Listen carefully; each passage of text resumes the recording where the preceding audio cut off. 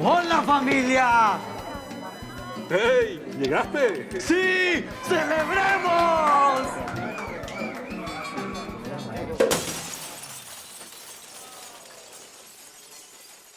¿Necesita un adelanto salarial SOS? Si recibe su salario con Davivienda, adelántelo en cualquier momento desde la app Davivienda El Salvador. Así de fácil. Davivienda.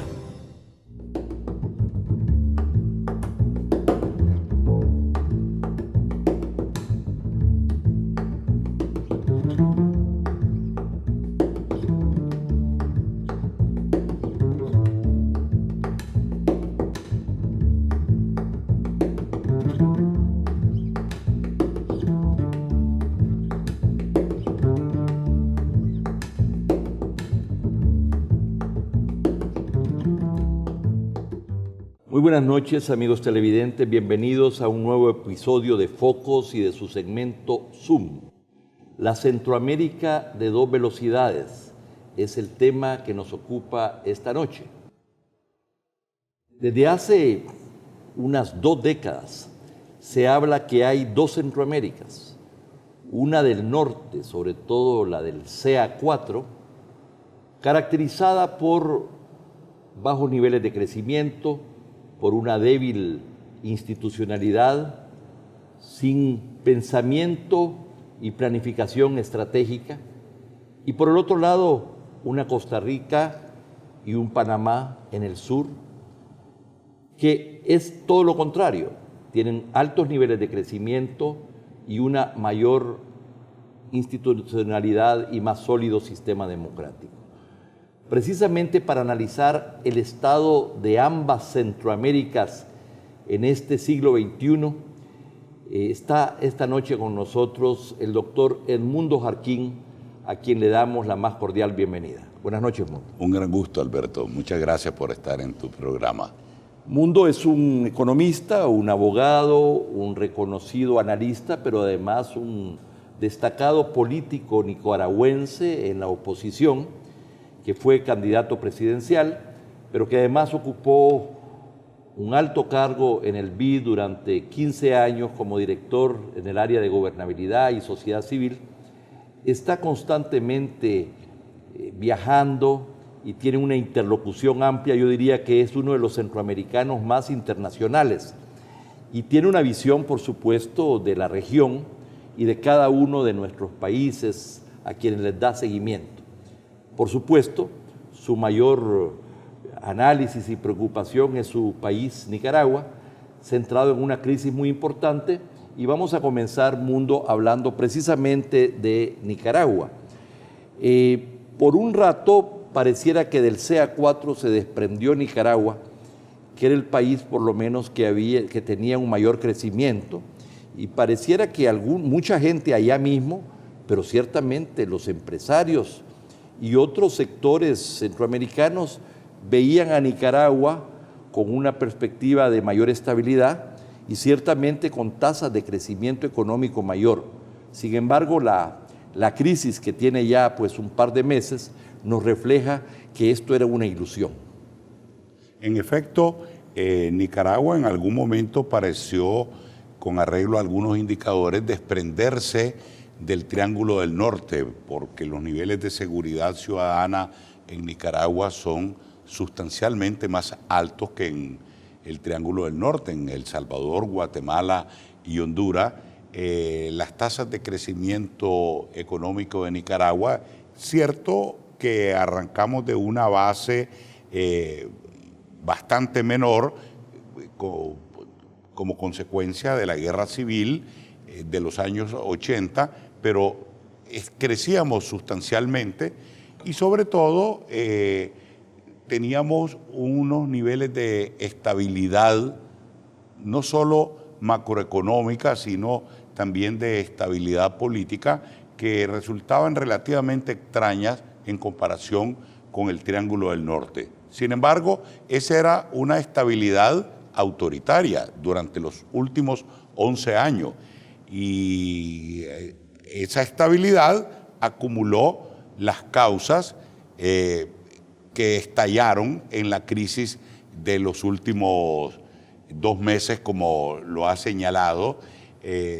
se habían acumulado agravios por parte del régimen de Ortega en contra de diferentes sectores que terminaron encadenándose con la demanda democrática de que Ortega se vaya, entre más pronto se vaya mejor, pero las voces en Nicaragua también apelan a que sea una transición pacífica, democrática y constitucional. Muchas personas pensaron de que esto se debía, este auge económico se debía a la ingeniería, dijéramos, de Ortega y de su equipo, como que él había entendido las lecciones de la crisis económica profunda de los 80 durante la revolución y que entonces él la ha rectificado, pero tú has explicado ya que esto se debió a varios factores. Por un lado viene todo el tema de la condonación de la deuda de los países altamente endeudados, como fue el caso de Honduras y de Nicaragua. El otro factor que tú señalaste en su oportunidad es precisamente los altos precios del café y de otros productos de exportación, pero también la ayuda de Venezuela, que suma o que supera los 4.000 millones de dólares, que le permitió precisamente respaldar los proyectos sociales dentro de la misma balances macroeconómicos. Bueno, el caso es que Nicaragua ya venía creciendo fuertemente desde el año 1993, es decir, a la mitad del gobierno de Violeta Chamorro, que fue un gobierno que reconcilió al país después de la guerra civil y lo hacíamos en democracia. Entonces la diferencia con Ortega, que además enfrentó una coyuntura extraordinariamente favorable en términos de los precios de los productos de exportación, la cooperación petrolera venezolana, todos los factores que vos has mencionado, pero bajo una tutela de un régimen autoritario. Y eso es lo que ha hecho crisis y esperamos porque Nicaragua tuvo dos transiciones de regímenes autoritarias catastróficas en el siglo XX, esperamos que esta transición de un régimen autoritario a la recuperación de la democracia no sea catastrófica. Bueno, entonces podemos decir que efectivamente con el gobierno de doña Violeta se establecieron bases importantes de la democracia, de la institucionalidad, incipiente todavía, pero el país estaba avanzando. Pero esto, ya cuando llegó finalmente Ortega y ahora estamos en su tercer gobierno, es decir, 11 años que se suman a los 10 años y medio que estuvo, para un total, si cumpliera su mandato, aunque eso está en cuestión ahora, de 25 años en el poder. Y como que tuvo la tentación esta vez de concentrar el poder ejecutivo, el legislativo, el judicial, y además le entró a acaparar medios de comunicación, ¿verdad? Y una alianza con el sector privado muy importante, con el gran capital. Entonces algunos decían que era posible mantener un régimen autoritario, violatorio de la institucionalidad y al mismo tiempo crecer económicamente. Pues pareciera que esto en este siglo XXI en que vivimos y ciertamente en Centroamérica no es posible. Bueno, lo que ocurre es que toda estabilidad autoritaria en algún momento se vuelve represiva y eso es lo que ha ocurrido en Nicaragua. Es inevitable que un régimen autoritario termine en conflicto con la sociedad. ¿Cuándo? No se sabe, y en ese sentido esta crisis de hace 2 meses nos ha tomado por sorpresa a todos, pero era inevitable que la acumulación de agravios, no solamente agravios políticos contra la institucionalidad democrática, sino la acumulación de agravios en contra de diferentes sectores que si no accedían a las argollas del poder político de Ortega, no tenían beneficios sociales, no tenían becas para los estudiantes, no podían realizar prácticamente ningún trámite ante las autoridades del gobierno. Todos esos agravios en algún momento se iban a encadenar con la demanda democrática y es lo que ha ocurrido. Y por eso el clamor de las calles en Nicaragua es que se vaya Ortega, repito, en una transición constitucional, pacífica y democrática, porque nosotros probamos los mayores niveles del conflicto con la guerra civil de los años 80. No queremos volver a esas situaciones de violencia, pero obviamente la testarudez del régimen de Ortega en resistirse a este clamor democrático nos puede conducir eventualmente a una transición catastrófica que nadie quiere. Qué ironía de la historia que la dinastía somocista que fue derrocada precisamente por el sandinismo pareciera que ha renacido, ¿verdad?, en esta dupla presidencial que ahora quieren estructurar han intentado estructurar una dinastía familiar, ¿verdad? Eso nunca se hubiera pensado. Y la pregunta también es si este es un tema cultural. ¿Cómo se explica que esto haya sido posible? Es que las bases o las fortalezas de la democracia y de la institucionalidad son todavía muy incipientes en Centroamérica, para que después de esa revolución y después de esa transición democrática hayamos terminado en esta experiencia, Mundo. Bueno, lo que ocurre es que la personalización del poder político, que es el caso de Nicaragua, porque Ortega no es más un proyecto de izquierda, ni un proyecto revolucionario, ni es un proyecto progresista.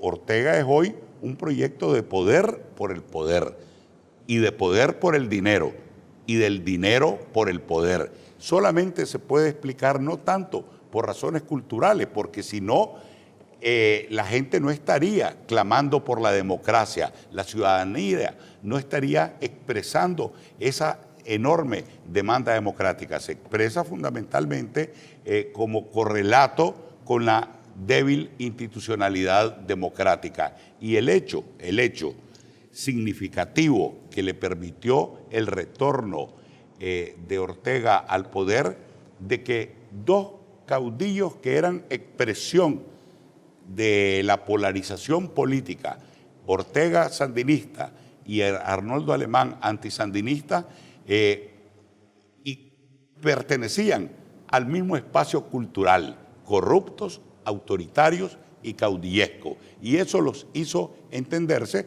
y realizar un conjunto de reformas constitucionales que le permitieron a Ortega volver al poder con menos votos que aquellos con los cuales había perdido 3 competencias electorales sucesivas. Y esto nos lleva a seguir examinando el resto de países del CA4, El Salvador, Honduras y Guatemala. Precisamente países que crearon muchas expectativas después del final de las guerras, que iban a avanzar en un sendero democrático y de mayor prosperidad económica. Sin embargo, en estos países, en El Salvador y Honduras en primer lugar, hemos visto que hemos liderado los índices de homicidio a nivel mundial. Honduras los ha disminuido más que nosotros también. En Guatemala lo mismo, con todo el fenómeno de las maras. Ahora hay todos los señalamientos sobre la vinculación con el narcotráfico, con el financiamiento de negocios ilícitos, campañas electorales. Es decir, lejos de haber avanzado en muchos sentidos, algunos países pareciera que han retrocedido. Y esto es contrario precisamente a lo que sucede en Costa Rica y Panamá, que vamos a verlo en calma. ¿Cuál es tu interpretación de este fenómeno del CA4, que pareciera que no logramos entrar a la modernidad, a la democracia, a la prosperidad de manera más sostenible? Bueno, yo creo que los problemas que enfrentan Nicaragua, desde luego, pero también El Salvador, Honduras y Guatemala son expresión de la bajísima institucionalidad en términos del Estado de Derecho democrático. Los espacios que ha ganado las maras, las pandillas o el narcotráfico, espacios territoriales, pero espacios también institucionales y territoriales. En estos 3 países, Honduras, Guatemala y El Salvador, no así en el caso de Nicaragua, son expresión de la enorme debilidad de la institucionalidad en el sentido del Estado de Derecho democrático y la impunidad de la corrupción. De tal manera que también en Nicaragua se piensa de que en alguna medida el deterioro de la institucionalidad democrática va a abrir puertas a la presencia del narcotráfico. Bien, estos países han usado históricamente como válvula de escape la migración.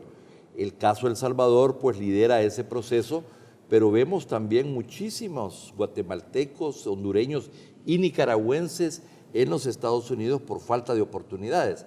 Esta válvula de escape, en el caso de Nicaragua, más la migración ha sido hacia Costa Rica, donde entiendo ya habrá 1 millón de nicaragüenses, y las remesas no vienen tanto de Estados Unidos, sino de Costa Rica. Sin embargo, ahora con la nueva política de los Estados Unidos parece ser que esta válvula de escape se nos cierra sin que hayamos transformado las economías, ¿verdad?, ni la institucionalidad de manera más sólida. Y eso refleja, o por lo menos augura, un futuro inmediato no tan alentador.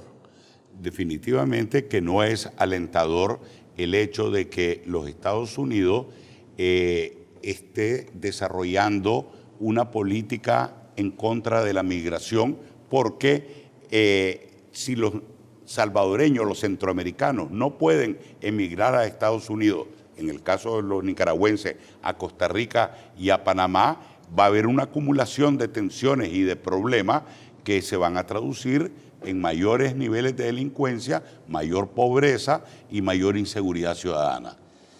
Así es, vamos a seguir conversando sobre estos temas cuando regresemos de este corte comercial. No nos cambien. La PNC tiene un límite: respetar nuestros derechos. Conoce el marco conceptual para el uso de la fuerza y armas letales en la PNC. Ya regresamos. Cambiamos el sentido de roaming para que signifique viajar, descansar, trabajar, salir, emocionarse. Porque ahora tenemos un continente conectado, con América sin fronteras, 16 países para hablar y navegar, con tarifa local desde Canadá hasta Argentina, incluido en los nuevos planes postpago 360 a partir del plan 40. ¡Claro que sí!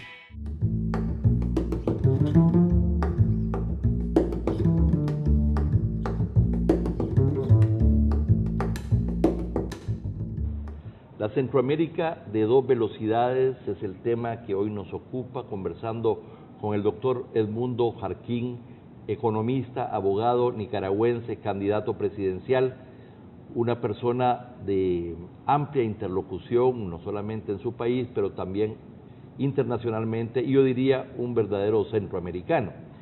Mundo, estábamos hablando precisamente de que el CEA4, el Triángulo del Norte más Nicaragua, son países que finalmente, más allá de las expectativas que se crearon después de la guerra, de que iban a construir la democracia, la institucionalidad y además una economía más próspera, pues se ven envueltos en una serie de problemas de corrupción, en problemas de falta de institucionalidad, de narcotráfico, y pareciera que o resolvemos estos problemas o no hay posibilidades de que podamos transitar hacia niveles de progreso económico y social mayor. Hay una relación estrecha entre la institucionalidad democrática y las posibilidades de tener un crecimiento y un desarrollo más sostenible. Bueno, lo que ocurre es que en una economía de mercado, como es el caso de estos 4 países, sin seguridad jurídica de largo plazo, no se puede alentar un proceso de inversiones que sostenga un crecimiento sostenible y acelerado. Pero también con la debilidad de la institucionalidad democrática, las políticas públicas no procesan no tienden a agregar y a responder a los intereses de la sociedad en su conjunto, sino que son capturadas por intereses particulares.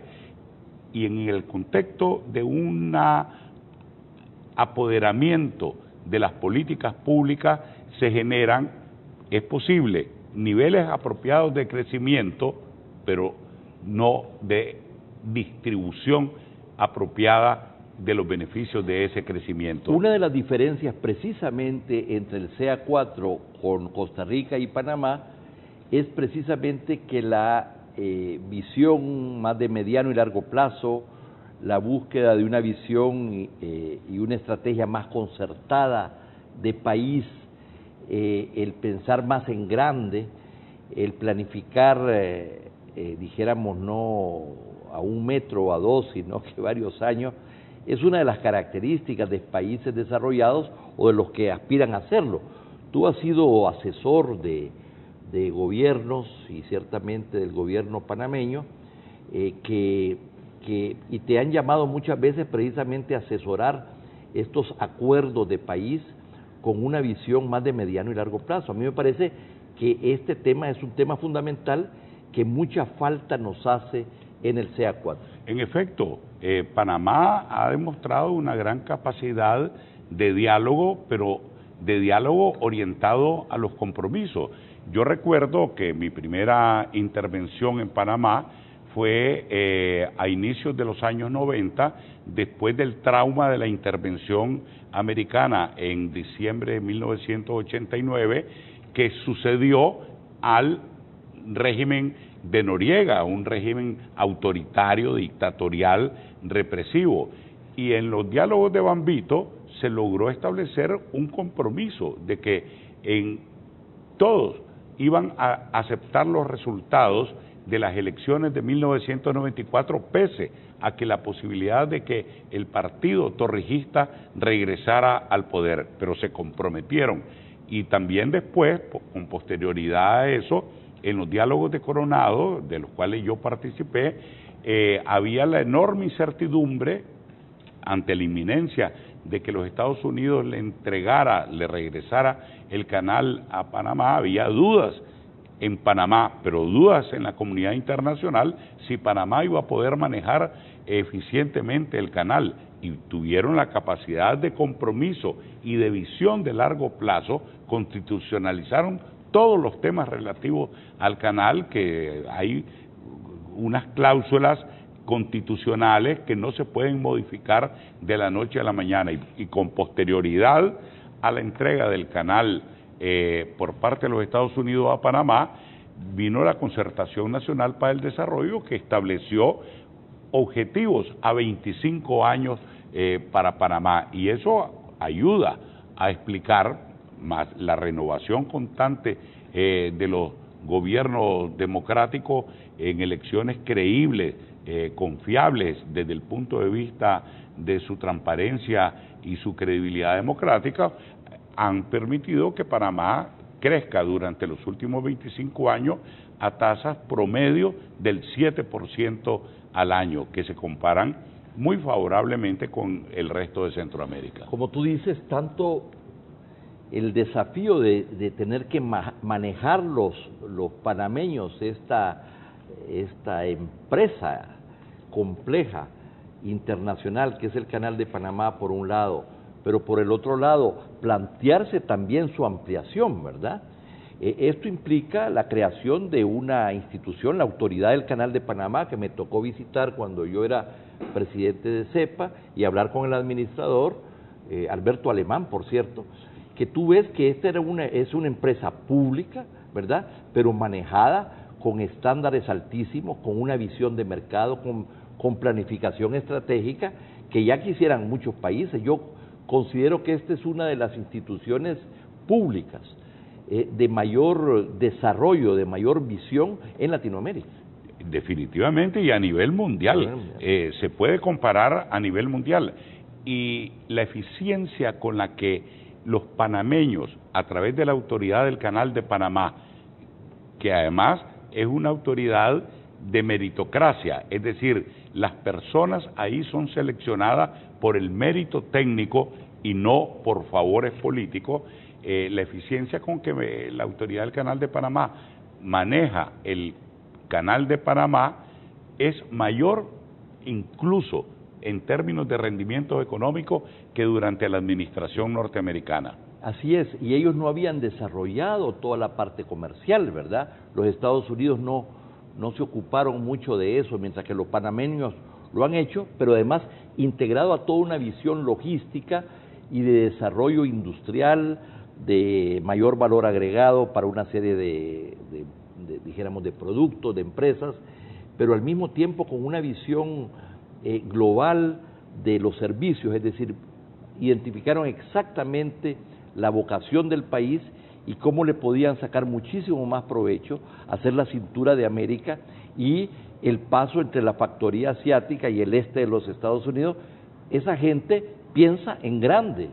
Bueno, y algo semejante ocurre también en Costa Rica, que no tiene un canal, pero tiene unos niveles educativos que la ha convertido en un verdadero hub tecnológico a nivel no solo de Centroamérica, sino de América Latina. Precisamente yo estuve recientemente en Costa Rica y abro el periódico y me encuentro con que una de las grandes industrias tecnológicas a nivel mundial, el gerente, el CEO, estaba diciendo de que preferían a Costa Rica por los altos niveles educativos y por los niveles de institucionalidad y la seguridad jurídica para resolver los problemas. De tal manera que aquí tenemos dos ejemplos que se comparan muy favorablemente con el resto de Centroamérica. Costa Rica, que es un centro tecnológico y además las exportaciones de Costa Rica en materia tecnológica son significativas, y el caso de la administración del Canal de Panamá. O sea, Costa Rica le apostó a la educación, eso lo llevó a tener entonces mayores condiciones para desarrollar las tecnologías, para atraer inversión de empresas de alta tecnología y know-how, ¿verdad? Y por otro lado, también le apostó a la protección del medio ambiente y al turismo. Y esto es otro rubro muy importante de generación de empleo decente, de ingresos y de prosperidad. Definitivamente, los dos países han hecho una apuesta para que, con diferencias en términos temporales, la población llegue a ser bilingüe en ambos países. Es decir, y no solamente han apostado también por ejemplo, la cuenca del canal, la cuenca hidrográfica del Canal de Panamá es una de las más eficientes a nivel mundial, y Panamá no ha tenido problemas de agua pese a la enorme cantidad de agua dulce que se vierte al mar por el tránsito en el viejo canal, porque con la ampliación del canal hay un mayor ahorro de agua dulce. Han apostado también a ser países amigables con los términos del medio ambiente. Precisamente, Mundo, en el caso de Costa Rica, lo que estamos viendo es, por el otro lado, que los niveles el déficit fiscal, que ha superado hasta 5 o 6%, y esto se financia con la deuda pública, que ya supera, entiendo yo, el 60%, con una diferencia con El Salvador, que los niveles de crecimiento y por lo tanto de generación de ingresos fiscales son también mayores. ¿Cómo estás viendo tú la forma como Costa Rica finalmente va a enfrentar el problema del déficit fiscal y la contención de los gastos cuando tienen una tradición de seguir invirtiendo en educación, en salud, etcétera? Bueno, la otra cara del alto déficit fiscal de Costa Rica es el hecho de que tienen una cobertura casi total de la población, y que tienen condiciones los pensionados y en una estructura de edad en que crece la edad de la población y hay cada vez más pensionados, con unos niveles de remuneraciones para las pensiones que son prácticamente de un país desarrollado. Sin embargo, además obviamente, de una cobertura de salud que prácticamente abarca sí, todo el mundo. exactamente. Ahora bien, ellos van a tener que lidiar con el déficit fiscal.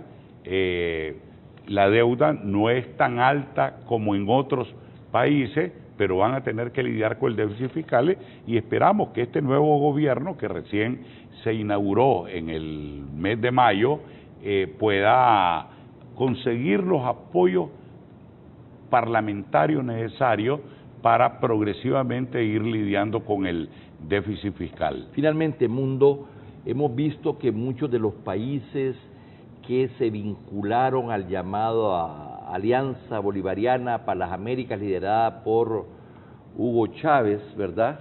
Ese eje del ALBA que fue progresando en número, ¿verdad? Y en influencia en América Latina, incluido la OEA, pues eso ha comenzado a cambiar.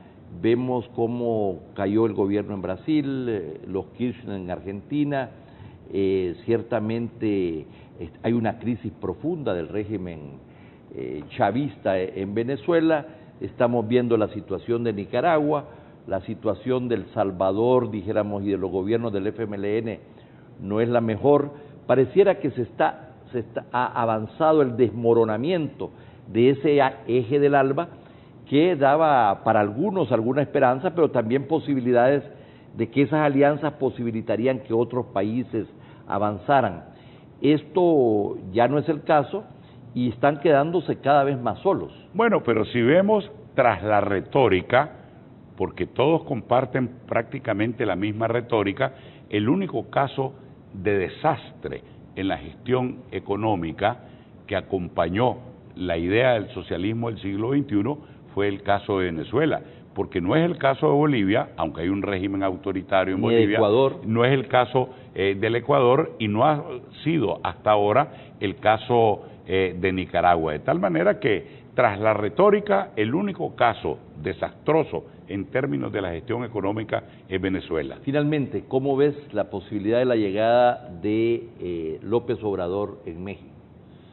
Bueno, yo creo que la institucionalidad mexicana en términos de la Asamblea Legislativa, del sistema judicial, del Instituto Federal Electoral Mexicano, va a ejercer mucho contrapeso a la retórica del presidente López Obrador, que seguramente él será, y que vamos a tener un gobierno que va a priorizar el gasto social, la lucha contra la pobreza, pero que no se va a salir, no se va a desbordar en términos democráticos. Bueno, Mundo, yo quiero agradecerte el haber estado en Focos nuevamente, ha sido un gusto tenerte y esperamos que cada vez que vengas a El Salvador nos vengas a visitar a este programa. Bueno, muchísimas gracias, un gran gusto, ¿eh?